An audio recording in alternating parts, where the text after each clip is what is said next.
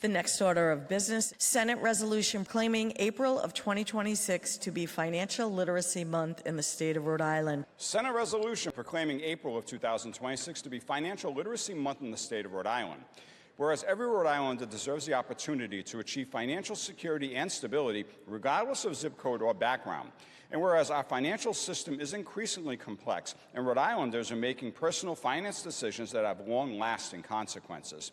And whereas too many Rhode Islanders continue to struggle with financial challenges at a rate higher than regional and national peers.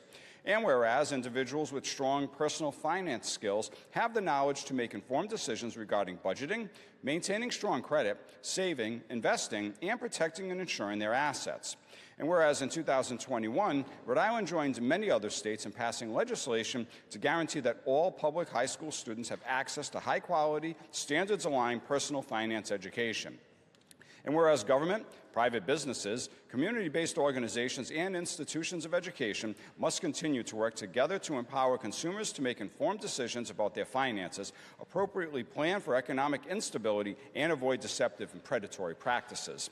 And whereas strengthening the financial skills of all Rhode Islanders is an investment in the fundamental promise of a brighter future and the building of a more prosperous nation.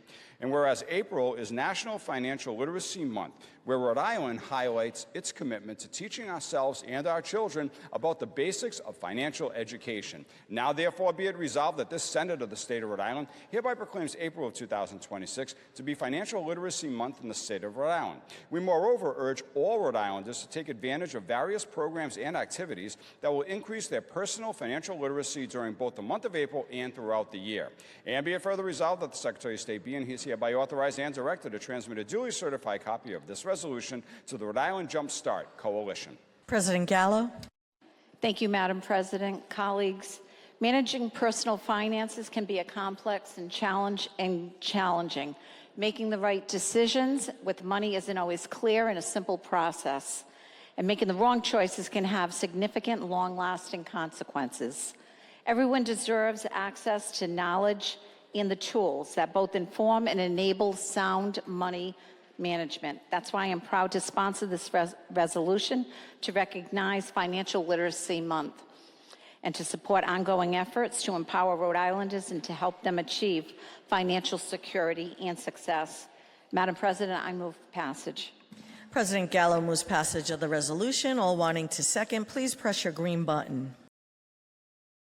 Thank you, Madam President. Senator Gallo, thank you very much for introducing this resolution before us today. As noted, April is recognized as Financial Literacy Month, and it's an important opportunity to highlight the importance of ensuring our young people have the tools and knowledge needed to make informed financial decisions. Now, in order to ensure such, we have with us today educators and the founder and CEO of the Financial Literacy Youth Initiative, also known as FLY Initiative, who I would like to recognize and say a few words, and not only because she's a great friend, but because of her tireless work in the finance arena. Start off by, before I do the proper introduction, say that Marcy Reyes is a nationally recognized leader transforming financial education for historically underserved youth. As a first-generation Latina from Providence and current Smithfield resident, her leadership is grounded in lived experience and a deep commitment to economic justice.